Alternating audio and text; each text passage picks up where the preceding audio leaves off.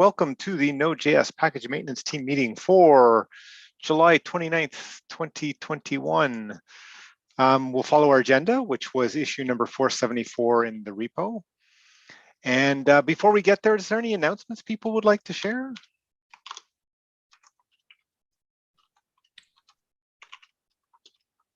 Actually, yeah, I'll jump in. Sorry, I wasn't planning on doing this, but Yep. We just had a good discussion yesterday, and so it made me think I should start promoting this more everywhere. So the package vulnerability reporting and mitigation, I think I just got their name wrong, but collaboration space is starting to kick off. We're having some discussions with some NPM folks in the RFC process about a proposal that Tyranny made, which is like counterclaims, which is one of the big topics we wanted. So I think there is enough folks getting involved in the discussion that it would be a great thing. Also, all that really kicked off from this group. So if anybody is interested in joining that, I'll drop links to the NPM RFC that Tyranny opened, and also the package, the collab space as well, so that folks can get involved there. We'll probably, the goal of the collab space is to facilitate, but when things are happening in other repos like the NPM RFC repo, like that's great. And so, we'll have sort of a multi-pronged approach, I think, to getting those things evangelized and getting the right people in the room to talk through them. So join it in whatever way you think is valuable. Yeah, definitely an interesting discussion going on. It's nice to have something like the proposal is something tangible. We can talk about some of the issues, so that's good. So you have the links handy, or you want to paste them in the minutes? I've just got a spot for them there. I was trying to do that sorry, okay. I had to go back to the edit or to the mute button, but yes, I'm adding the links. Okay, I will move on then in the agenda. So we only have two things tagged for the agenda, and Owen mentioned he also has something which we'll talk about when we get through those. The first one is number 458, status update and next steps for PKGS Create. I think, John, you were talking to Wes on that one, was it? Oh yeah, the takeaway from the last meeting specifically was I was going to talk to Wes about trying to move that org into, or that repo, or there's a create package.js repo that Wes has that we were talking about moving into the PKG.js. I don't have any particular updates on the status of the project in general. Again, it's another thing. Cool. Good to hear. Yeah, I personally haven't done much. Oh, cool. I didn't see that. I did it like right before the meeting. I was going through the notes and I went, oh, I have an action item here. I should just do it so that I could tell them I did it for the meeting. That said, I made an issue and commented. One of the things I had been hoping to do before moving it was update to all the requirements of this org. So I don't think it has the code of conduct in place. Like it's missing. Right, okay. It was just the same stuff from under my repo, which, whatever, but I just transferred it. At least that gets, well, I think I had added everybody and those updates could have been made in place under mine before moving it. I realized I was being a blocker for much too long here. So I added the collaborators and owners repo, user groups from the create repo. So I think that those two are sort of tied together. So I think it's all right to use the same access groups. I don't know if anybody disagrees there, but seems like a good start to me. So basically the owners have the permission to do management now. The contributors have, I think, write permissions, which is I think what we decided was the standard for how we would manage access. I have not updated anything on the NPM side yet. So I forgot how we were planning on doing that. Were we going to just add all the owners to the admin side for the NPM package itself, right? Not right. That I don't know if I don't remember the discussion, but that kind of makes sense to me. Either way, I am very quick at doing administrative tasks. So if you need that, I like adding people. Like anytime anybody asks for access to the GitHub repo, I added them right away. That's really easy. So if we get to the point where we have a release to make, which I don't think we do right now, I think everything that was in there that got merged has been released. But I can start adding people really easily on the npm package. So Wes, while I got you, since we're in the since it's in the org now, the license field in the package.json, I think is ICS, which I don't think is a real license. So I just opened a PR to change it to ISC. Well, I assume that's what if you are not a collaborator yet, I should add you, and you can merge your own PR, because you're totally right. Again, it was just like whatever. I might have even Here's the cool thing. Here's the cool thing is using the create package.json tool. I found that bug. I ran it on the package itself, and one of the things in the diff was that, and I was like, that's okay. So yeah.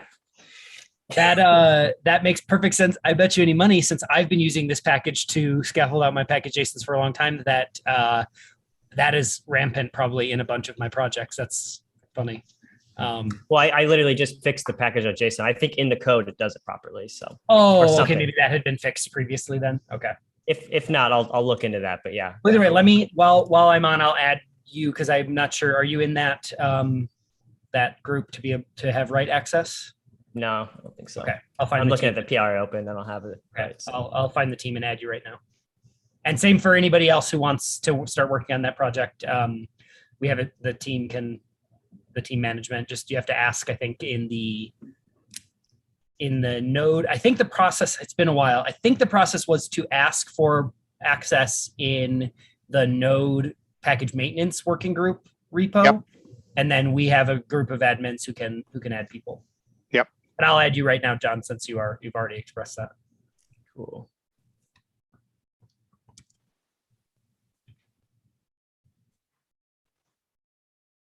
Do we want to go? Have we gone over next steps from the technical front here?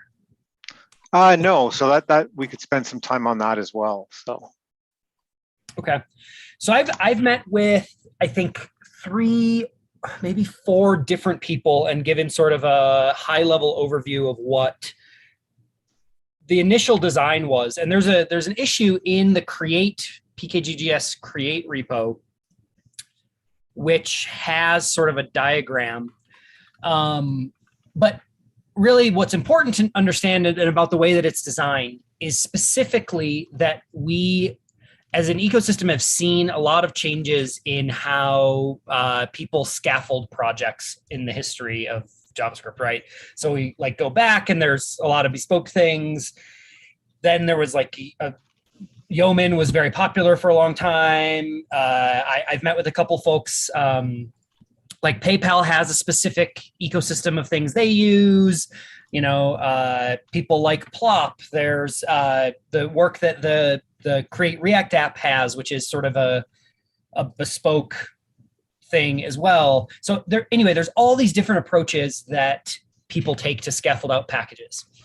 So the specific design of Create Package JSON, pkg.js Create, and the underlying tool Opta was to try to better interop with those other tools. So specifically, the design constraint for Opta was that it should have 3 APIs that it exposes: a CLI, an interactive prompt, and a peer.js API. And the idea was when you integrate our work, so this would be the pkg.js create repo, you could drop it into your Yeoman generator and take and never use the CLI or the interactive prompt, because Yeoman already has that, and pass your options you've collected from the Yeoman generator straight to our tooling.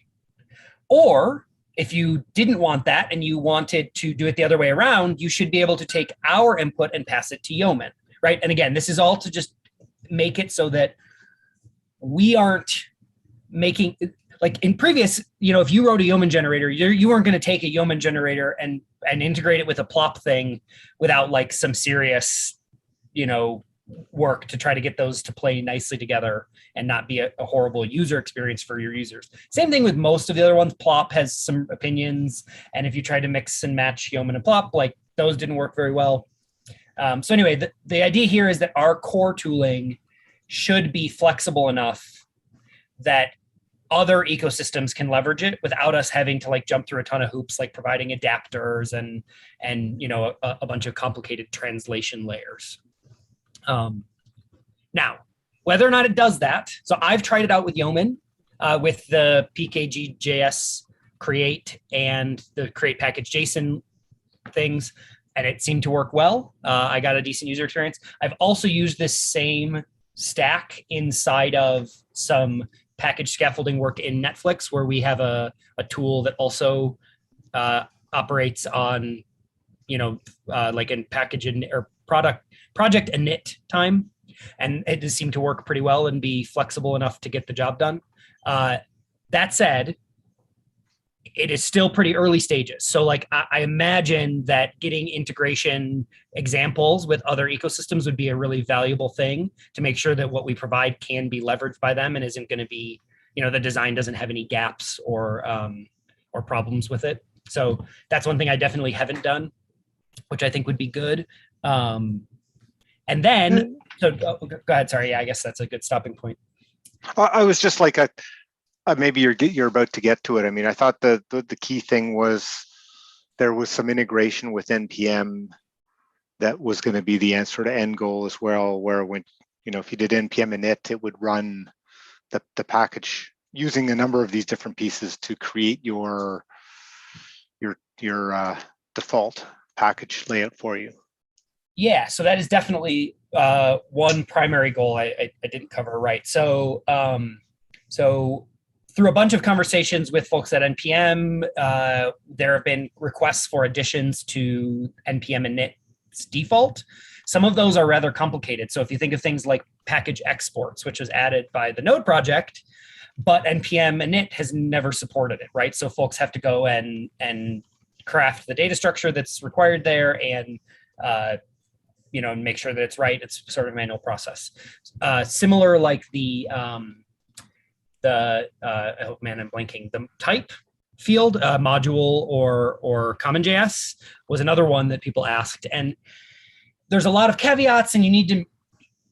There's some user experience that they weren't quite ready to tackle. So the general idea was like, hey, maybe the package maintenance working group can help maintain some of that infrastructure by providing a package that has good defaults and integrates more of this functionality, so that NPM isn't a blocker, right? So folks from the modules team could have come to the package maintenance team and said, hey, we're going to add package exports. Here's how we think they work. Can we work together to land it in the package init implementation? And then we would have like a good way to sort of work back and forth. Maybe they start committing directly to the project, like stuff that they can't as easily do in the NPM side. And then once we have a robust solution here, we would just have the NPM documentation swap out people's recommendation from what is today and just NPM init to NPM init PKG.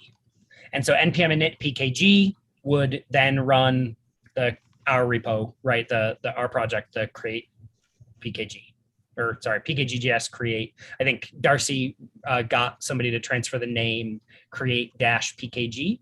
So we own that and can publish on it now.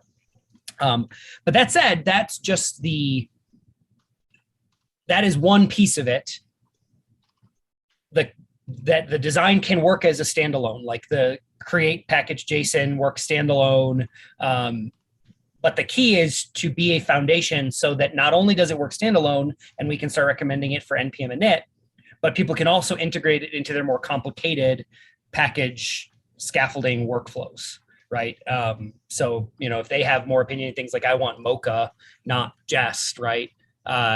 Somebody could wrap our thing that will then automatically install Mocha and set up a test directory with all the proper Mocha accoutrements, or if they were doing a React project and they wanted to then integrate our package JSON scaffolding and code of conduct and all these other little things that we might add into their React project, they could then like wire them together in such a way that it wasn't hard for them to maintain and they could continue to get our updates in a reasonable fashion.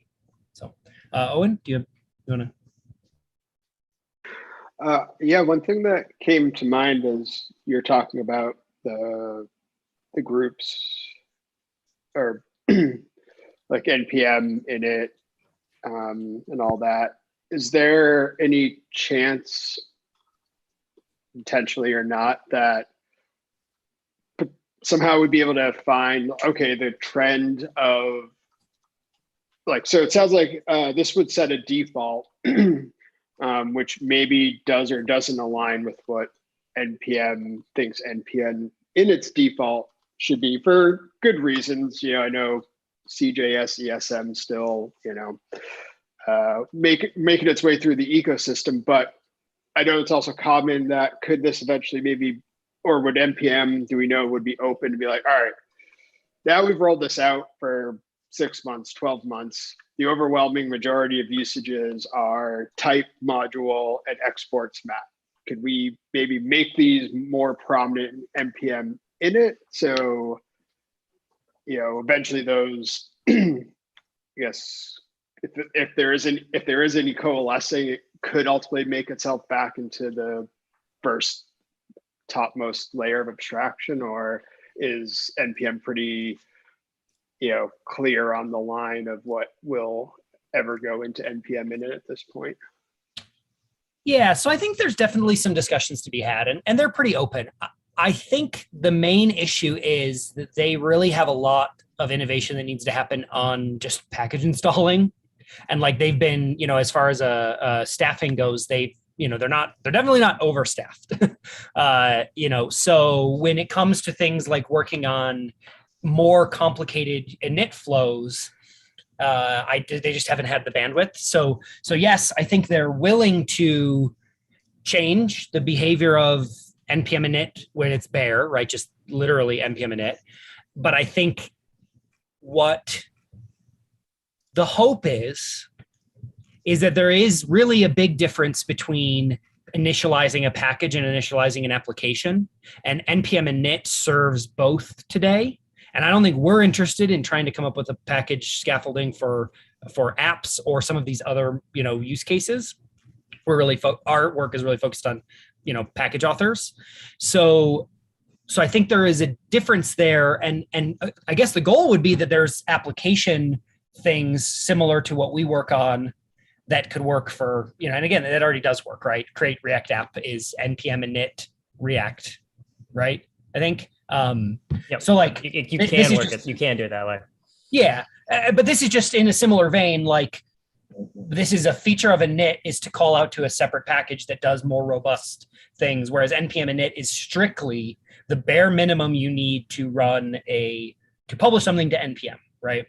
And so I think even if they do start looking at adaptations, I don't think that we would take like our create package and just up level it straight to be theirs, because we're going to make much more opinionated decisions about what a package should be, right? Which is going to have things like a README and going to have things like a, you know, I think we have a list of possible additions in one of the repos. And like that's just never going to land as npm init, because it shouldn't, because npm init in that regard serves a slightly different use case. I think you made a great kind of point there about what's, you know, is there a good way to frame the boundary around npm init? And it's like just the minimum to get something published, I guess, maybe, which makes sense as, you know, kind of maybe a more or not as superficial line, but I guess maybe my thought is, or something that comes to mind is, do you, I guess maybe for personal motivation or you know, or aside, is there any interest to use, like, I guess from your perspective, like, is the default, how opinionated is your default? Are we talking about like type equals module and exports map, or is it still going to be try and be a bridge between the two? Or can this be the way to say, let's draw the line in the sand, we're trying to be, you know, modules first, and so, you know, we can be that kind of, you know, even though we're maybe a little bit ahead of the pack, we're hoping that we can be a signal for everybody to kind of realign to in that journey that everybody has to kind of take anyway. Wes, I'd love to try to answer this because I had to wrap my head around it recently. Basically, well, one, I see create package JSON as the particular piece that will probably replace a init, because that's essentially what a init is for today, is create, you can't npm install anything until you run a init, essentially.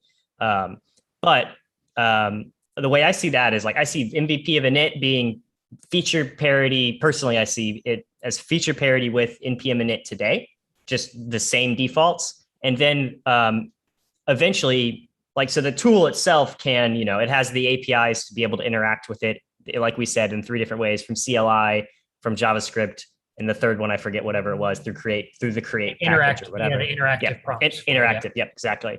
But then basically making it really easy to then inject your opinions. Like, you can then require in like a style guide to then change exactly how that works. Jordan asked a question on the package maintenance issue about checking in on this. That kind of really helped crystallize it for me, which was, he was like, basically, like, those opinions could look like, is this going to be a package for Node? Is it going to be a package for browser? Is it going to be a package only? And then those actual defaults are something that you could just pull in and say, run npm init, browser or Node, or create package browser or Node, or whatever. I think npm wants to just not have to think about these things anymore. And so then their defaults will probably be their defaults, but then making it extremely easy for any team or any developer to just pull in their own particular set of opinions. So that at that point, like, we could say, like, these are the defaults that we suggest for a module package, but without having to force them on anybody. It would just be as simple as maybe npm installing a dev dependency, which is like, these are my opinions about how this should work, or wrapping your own opinions into the project, basically. So I don't know if that helps you answer any of your questions. So that aligns. Maybe let me just add a few more little details here. That I think that aligns pretty well with the way I think about it. One thing that I think is maybe a little different, and this could be up for discussion again. I don't have like all the answers here, but I think the default experience should go above and beyond. So even for just create package JSON, should go above and beyond, even in first iteration, if we can, what npm init does. I think there are so if you look at people's workflows and you look at prior art here, no one really just leaves it at npm init. So even like I was thinking, Tyranny has this tweet that he retweets every 6 months or something. That's like, here's how I start a package, and it's like npm init, npm licensee, create licensee, and then he has like 3 or 4 steps, right? And so, like, really, I see even the default from the create package JSON level should be a bit more robust here, right? We should have a choose your license that has maybe a drop down that actually shows popular licenses and has an extra info field that prints a link to like describe the plain version, like the human readable version of what that license is, like stuff like that, where the user experience just should be baseline better. That is the stuff I see landing even as defaults in create package JSON, right? And then we go to the next level up, the create PKG or whatever we call it. That's the package name that we want to publish under. That would then encapsulate strong opinions from this team, right? Based on the guidance we've put together, we have a bunch of guides, and so pull from those to basically, by default, do what we're recommending in those. Yeah, because it seems like there's, and I kind of see the layers a little clearer now. There's kind of supplemental information to npm init that doesn't necessarily change the intent of the package, like the license field or authors or audits or all the kind of ecosystem, as opposed to like, because if you make a change to module, that's fairly substantial. That's either going to break or keep your package working. So that's interesting in that regard. Yeah, so I think that all makes sense. It also sounds like another advantage of this over just delegating to npm init is that in a way you can almost, unlike npm init, you can almost kind of pipe into this. So like your default start with their defaults can be the baseline for your defaults, and you kind of just merge one on top of the other, and then it goes to the next layer of opinion and the next layer of opinion, and they can either just take it or be like, well, I like everything, but at this more opinionated level, just change this one property, but I'll take everything. Because that's, I think, for myself, and I think what would be really awesome for something like this is also just seeing very plainly, like, here is a modern package JSON. If you're making a UI library, like a web component library, you're going to want type equals this and exports looks like that. I think on top of that, and I don't know if they exist, the tool for making export maps. I don't know if that's too out of scope for this, but it would be nice, especially during the transition, to just kind of be like, here, in addition to the tool, but also like just concrete, I hate to say copy paste, but like, you could, in theory, if you weren't integrating into tool, like, I forget what it is. Can I just see an example? It's like, it's there. Because that was the one thing I started to regret about things like Yeoman, is that it was very hard to just see the example output because everything was just so granularly broke down step by step. Like, you just couldn't see, I start with nothing, and here's just the 10 lines that I just went through 20 questions to get. So, but, for CRAs and all those things, this would be awesome to keep everybody consistent on those settings. So actually, my question is about these fields. So this is all really helpful for that as well. Yeah, so I could maybe give a little bit of ideas that I was thinking about for some of what you mentioned. So first, seeing examples, that's something that it's not doing very well right now. One thing I think from a CI perspective we should have for this package is we should have a directory called examples that has my goal, and this is a testing goal really, is to have the tests output one of every variant to an examples directory. And then the cool thing would be is if you had CI that would that you could use that as like a snapshot testing approach, right?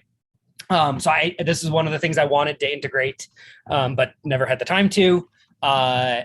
I think Chris maybe worked a little bit. He submitted a PR that started, and we chatted about this particular topic. I'd have to go back and look at the history, but he sort of made some improvements there. I think that would be a really great task for somebody to go in and look at making a snapshot testing approach that also outputs example directories so people can go and reference what the package does.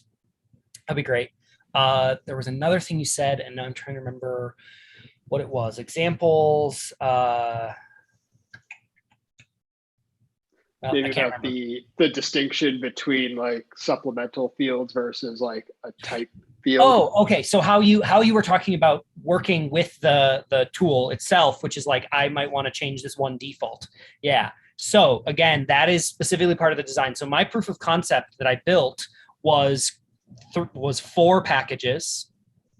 Was it 4 packages? I think it was 4 packages. It was create Git, which created the Git repo. It was create package JSON, which wrote the package JSON.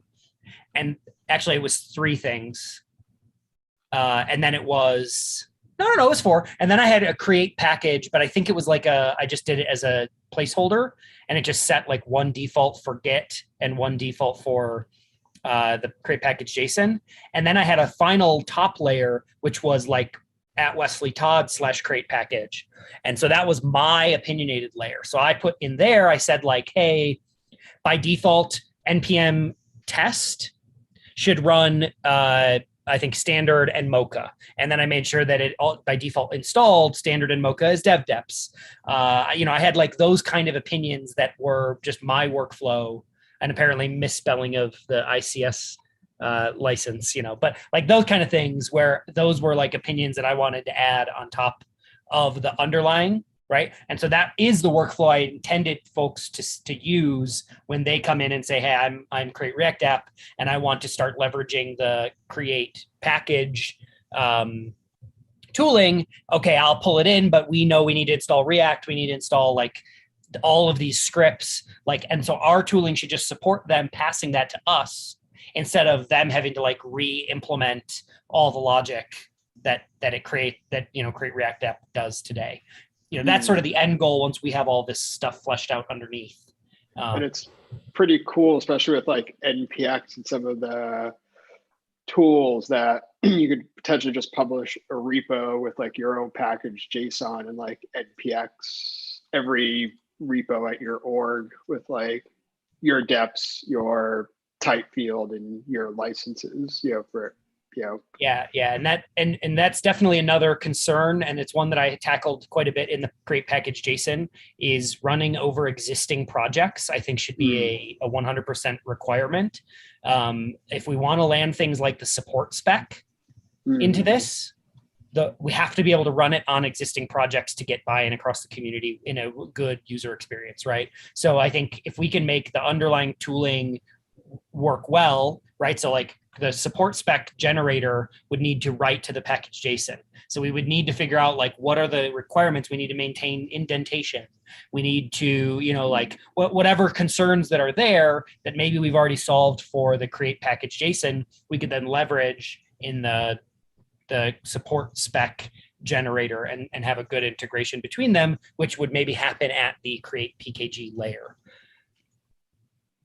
I want to say we spent a lot of time talking about this. Do we need to move on, or are there more? I should do a little homework because it might be fun or I have a little time next month. So let me just do a little homework and maybe I can reach out more directly to you guys in the Slack. Yeah, that works for me.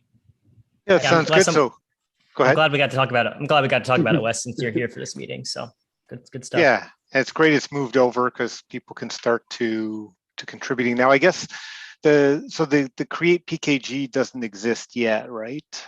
Is that It sort of does. okay. Again, I've been the blocker here. So I pushed a bare bones version. Let me go. It's the PKG JS / create package is the create package, the create - package npm space that we have. It's that project, I'm pretty sure. And we have not published it yet, but Darcy has it. So if we need to publish it, he can add people. It looks like the name in the package JSON is still wrong. There's a bunch of things that need to be updated. I think what I did here was just do the bare minimum, which is, I remember I said I wrote a proof of concept that pulled in package JSON, Git, and then like a couple small things. That's basically what I pushed here. But it is not complete. So like, I think the steps there, the next steps there is get it to be a feature complete, whatever we consider feature complete. And then publish. I think there are some requirements for that package that will actually be implemented in create package JSON. So I think that was what like Chris Hiller had been working on. Let's see if there's any open PRs from anybody else. Oh yeah, cool. Rodion. Dependabot. Well, Dependabot, yeah, but that doesn't count. Yeah, but anyway, I think there's a few other things that could be pushed. There's just a lot of PRs here. I think it'd be neat to get the cycle of, we got a repo, it publishes to that package, and you can actually try it out by doing the npm init PKG, right? Yeah, that would be, I think, the great status. So technically you can do that with my version of it, and it exercises all of the same underlying tools, but I think it doesn't have the same opinions. And so I think we really want to push to get a version that has our opinions. Yeah, I was just thinking, like, even if it doesn't do much, like getting it so that we know, we've got a repo, we put the things in there when we publish it, and then you can actually use it from that command lines. So in terms of the, like that mod, so thanks. It's the create repo where that is. And in that, you said the package JSON, the name isn't right. It says name at PKGS create PKG. Right. We need to drop the at PKG JS scope. Right, okay. So it should just be create PKG. And then Darcy, we'd need to coordinate with Darcy to publish that. Yeah, he just needs to add. We need to do the same thing, you know, is like who do we add as publishers? I'm just saying one good next step is to, some cleanup validation of what is in pkg js/create. Sorry, Wes, what's the difference between create and create package JSON? Yeah, so that's the layering. So I should have maybe just shared the, if you look in the, I'll share a link here.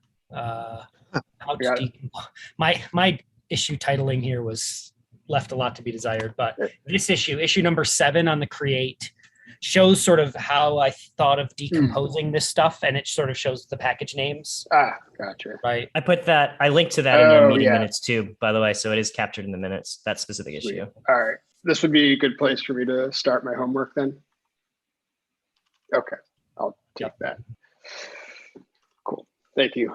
I remembered seeing this before, so this is helpful. Yeah, the overview is basically the create package would call like create Git, create package JSON. It would call all these smaller pieces to do their particular bit. Oh, I see the GitHub, got it, okay, yeah. And just at the bottom of the notes, I put in what I'm thinking is one of the good next steps is like do some cleanup validation of what's in that create repo. I don't think it needs to be an MVP, just something that, is semi-sane, and then going through the publishing cycle so that we know we can now in a sort of iterate and, use the actual npm init pkg just to see how that works as we iterate to add the opinions and build it out. Because I think once we got to that, we would have, we'll have the repos from Wes, and we'll have the ability to publish as a team capability, right? Which is kind of what we want to get to. Unless anybody has any objections, I'm going to pin issue 7, if that's okay. That's actually a good idea. Should we change the name to make it sound more like something that somebody should read as an intro? Because I realized I named it just like I was thinking about how, like I was just doing like a design exercise of decomposing, and so I titled it that, and it just doesn't. I don't think it draws people's attention as like this is the design spec. I think editing it to have like the name that says overall design or something would be great. Yeah. And maybe if there's a few moving parts that need to get to that kind of MVP milestone, maybe we could chuck them into a top level project, so that way you can kind of sum up a few pieces into one. I edited it, somebody edited. I named it "Start Here" overall design, but it's renamed. Yeah, okay. We must have both been editing at the same time. Yeah. Is the we've got like 15 minutes left. I'd suggest we move on. Yeah, I just wanted to ask: is the package maintenance Slack channel basically the home base for this project too, to keep chatting? Sounds reasonable as a real time issues. I think are good. Like we want to document as much as we can in issues, but if you want some real time chat, that sounds like the right place to me. Cool. Yeah, I'll definitely be happy to contribute to the GitHub stuff, but just to keep the conversation going in one. All right, good. Thank you. Okay, so that sounds good. The next thing we have on the agenda is suggested list of modules to help get support info into. I don't think there's any update that I'm aware of on that front. So we can probably move on to Owen. You'd mentioned there was something else you wanted to talk about, right? There is sorry, before we move on, I just realized I had one last detail to share that was actually pretty important, and I totally missed it, but I was going through it just to make sure. The main current state is not merged yet. So if you are looking at create package JSON, the branch you actually want to look at, I think is 1.x. Maybe we just need to merge it. But anyway, 1.x is the branch there. We probably also need to switch master to main now that master to main now that I'm looking at it. And in create, it is okay. In create, we are up to date.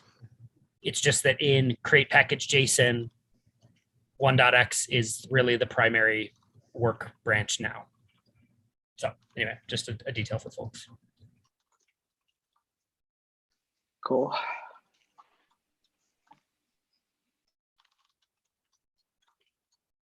Oh, sorry. Yeah, the Okay. duck was on my desk. Yeah, just real quick. Well, there's more of an open-ended conversation we could have. I'll just throw my quick question, and I'll hand that over to John actually. But my quick question, can hopefully maybe get through in a minute or so, and then we can close out on what John's been up to.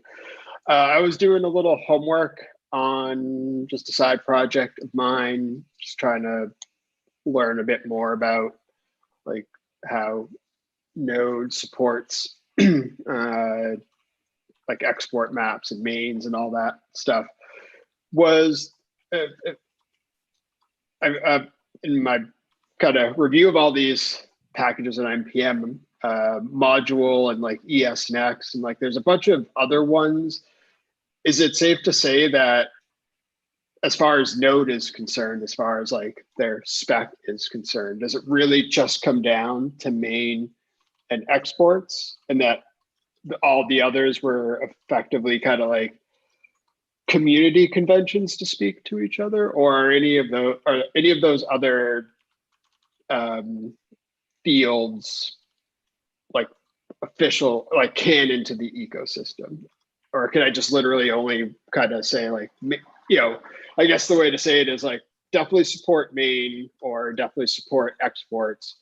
If you want to support the rest and be, kind of supportive of those packages, you can, but it's also just as easy to say the spec is main or export. So I wasn't sure if anybody had any experience with those two and those other fields that have popped up, and how you would respect or honor those in terms of prioritization from a support perspective.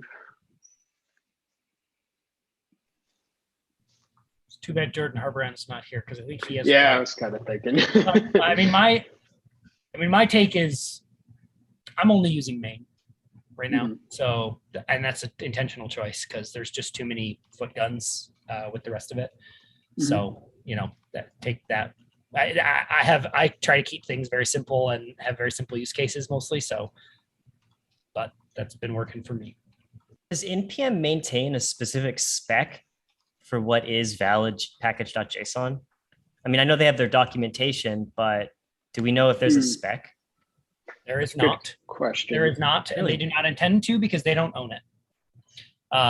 There is no single owner. It's a shared document across the ecosystem. We've had a bunch of discussions about this way back. I'm trying to remember if any of them were like documented, because even like at the beginning of the support spec, we were talking about, well, where's the home for that? Because that's a package JSON edition, right? Yeah. I don't think we ever came to like a good conclusion. It was just sort of like, it's a living doc. So it's like a MongoDB. It's like a NoSQL. Just you can put whatever you want in it, I suppose. Yeah, I think that's interesting. It's like Wes said, there's kind of like a shared ownership there, right? And wouldn't want one company, for example, defining what's the only thing you can put in there. Well, I guess it's kind of where my understanding is trying to come from. It sounds like in the beginning there was just main, and then when ESM came into node.js, that's when export maps were added. But in the meantime, bundlers and all these kind of next generation code chomping tools it seemed like came up with their own solutions to say, this is a module, or this is UMD, or this is something like these, effectively hints, right? So if like Rollup and Webpack both agreed like, hey, you can add an ESNext or a module thing to your package JSON, I'll know to use that if the user wants to only output ES 2015. Otherwise, I'm going to look at your main field and I'm going to run it through the CJS code processing pipeline. But I guess as far as Node is concerned, from what I got from their official documentation, as far as what's canon in their perspective, it's main for CJS and exports for ESM. Or I suppose you could put ESM in your main, but I think the idea is that for a while, packages may need to have dual module support. And so, if a bundler is going into your package JSON, it's like, okay, I see a main and I also see an export. I should use the export first, if I'm in like if someone set, ES 2020 to true in my TypeScript config or something like that, So I was just making sure I was, because if you go Splunk, I'm sure anybody who's gone Splunking and package JSONs, you do see, as you guys said, a lot of stuff in there. And I was just kind of trying to figure out what's actually canon or spec and what's kind of just been the community, as you say, trying to work together to, fill in the gaps when there wasn't a spec. So anyway, I'll I'll keep it alive. Maybe I'll ping Jordan on Slack. That'd be a good issue to open if you want to try to get some people to try to give you answers or something. Okay. Yeah. I mean, I could just be bad at reading the node.js stuff. So, but it's, anyway, it's just kind of throw it out there to see what everybody else has, how they've interpreted or what they've done. So my perspective, it sounds like export first, main, and then whatever else, or export any of the other things and then fall back to main, because I'm trying to do a ESM first tool. So it's like, if I can't find any of the others, then I'll find your main and I'll run that through some sort of CJS to ESM parser or something. And, sure, you'll get an extra 100K in your bundle, but at least you'll be able to use anything from NPM. So, kind of like the Skypack thing or whatever. All right, cool. Thanks. That was my question. Mike. My other topic was from the issue was the same as John, so I'll let him go. Cool. Yeah, you guys might have noticed before the meeting, I just started going through issues just to look at, I was just triaging a little bit basically. There's nothing particularly actionable right now, but I created a new label, which I just figured, hey, I've got the permissions, I'll do it. Just wanted to make sure that was cool. I created a stale question mark label. I don't like stale. I don't like, my justification is I don't like staling issues typically, but there's a lot of really good conversations that haven't been touched since like 2018. And instead of just closing them as stale, I wanted to put this, stale label on them so that people in the group can go through and read them at some point and say, I don't have the context to just say, no, we can close this. So basically next meeting or before next meeting, I'll make another comment to be like, hey, request like, hey, people go, please look at these issues and just, close anything you want to close or link anything to any new conversations going on and stuff. There is a link to that stale label in my comment if you want to see it. I closed like maybe 4 or 5 issues, which there's a link to show you those issues that I closed if you want to just check my work. But there's some issues that I would love for the group to go over. Maybe we can talk about at another meeting. And specifically one thing that I found was there was a tool, an idea for a tool, which I just changed the title up because the original issue didn't matter anymore and it was all talk about the tool. It's number 214, but basically it would be to look at, use GitHub's like used by to see what are the most popular by stars consumers of a dependency, so that maintainers could basically look at like who's the most popular user of my stuff, which they probably already know, but Mateo said it would be a great tool. And I figured that I think the API it depends on might be more stable now in GitHub. So just something to look at, but there's some really cool, interesting stuff hidden away in the repo. And as long as you guys are okay with it, that's what I wanted to ask. Are you guys okay? Or are you going to be opposed to me adding this stale label to some of them? It specifically means, hey, I would like more eyes on this, and maybe we close it, or maybe we bring this conversation forward again. So the idea is that the label should be temporary. I don't like staling stuff, and ideally we can take it off, or I can eventually delete the label. But we only have like 60 something issues, which isn't very many, but we only have like maybe 20, 25 active issues. So I would like to try to reduce it, just because, you know, there's a lot going on in this group. So I would like to reduce our issue count if possible. One thing we did that's semi-related in the Node API team is we turned on the stale bot, which will automatically mark things stale after a certain amount of time. But then when things get marked stale, we have an issue which we go through each time we get together. And if you see something that's been marked stale that you think, wait a sec, that shouldn't really just get stale and be closed, we add it to that. And then that's the list of things. And it's very similar to what you're describing. We go through that to say, okay, this has been out there a long time. We haven't done anything. We should really give it some more attention. So I just wanted to mention that as like, that's actually turned out to be quite useful. You know, two things. One, the stale bot kind of is like a no judgment. This has just been around a long time. And that coupled with the, like you said, you don't want things to go stale that shouldn't die. Some things, it's just like nobody's interested anymore and they can just go. But if it's, you know, on the other hand, it reminds us to look at things and say, well, no, this should, we should discuss this, right? What group did you say that you're doing that in? It's a Node API. Okay. Is that the So, in API or the Node API? One is, yeah, I'm going to go look. I'm going to go try to find that issue, because that's a great idea.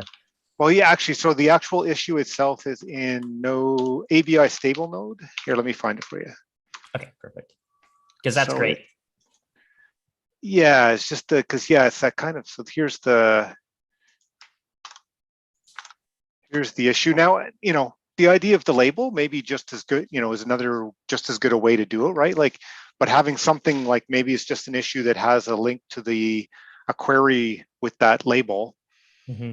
And you know, if you have an issue and you tag it for the agenda, then it will show up on the agenda and we'll remember to do it. But and then separately, we could think about whether like the stale bot or something is something we want to automatically have looking at things that get old. Yeah, I mean, this repo doesn't move that fast though.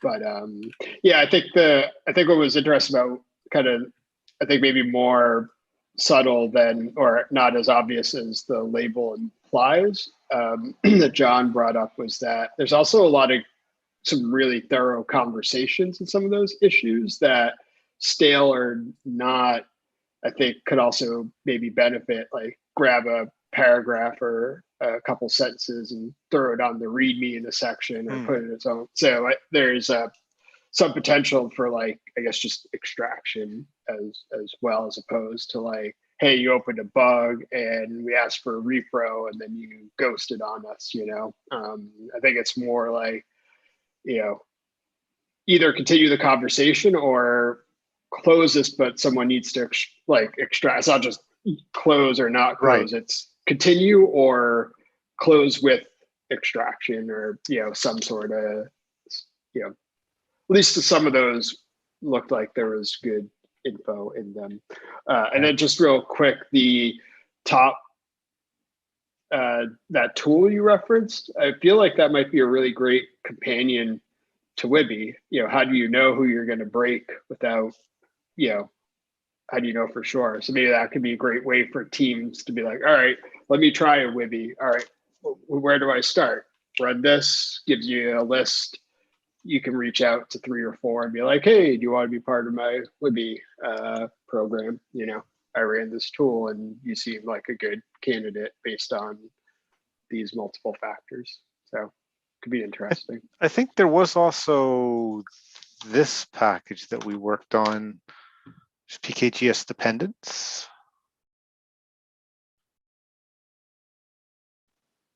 So this tool to gather all dependents by a package and sort by NPM weekly downloads.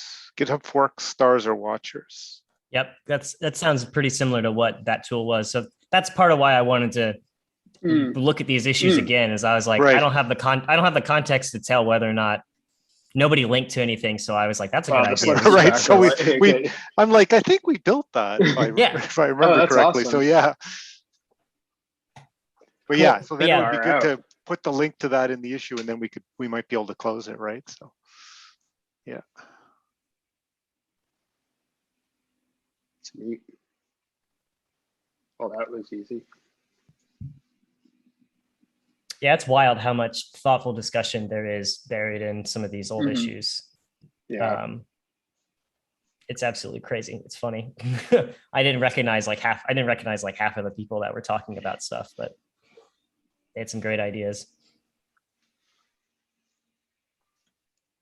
But cool. That covers that for me. Basically, I just I'm gonna probably keep doing it by hand just while I have time. Yep. But ideally, I'll think more about having a stale bot do it, because that's the whole point. Is I just want the group to be able to look at these things and be like, oh, did we ever do this? Do we still want to do this?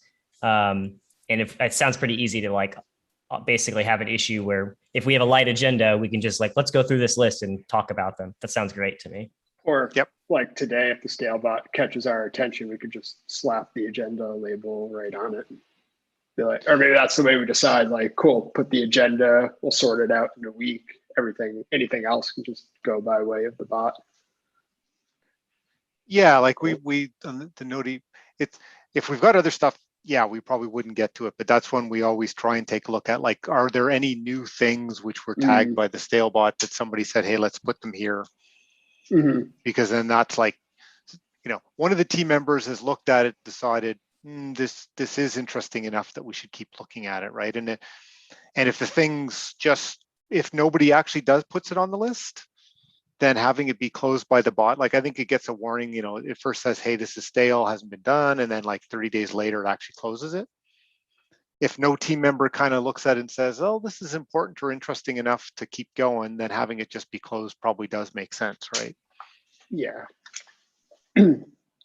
Yeah, so I think any interaction will save it, but if it's super compelling, then someone might make the judgment call, like, oh, let's get this on the agenda. It doesn't have to be everything, but just if it stands out, like a couple of these did today.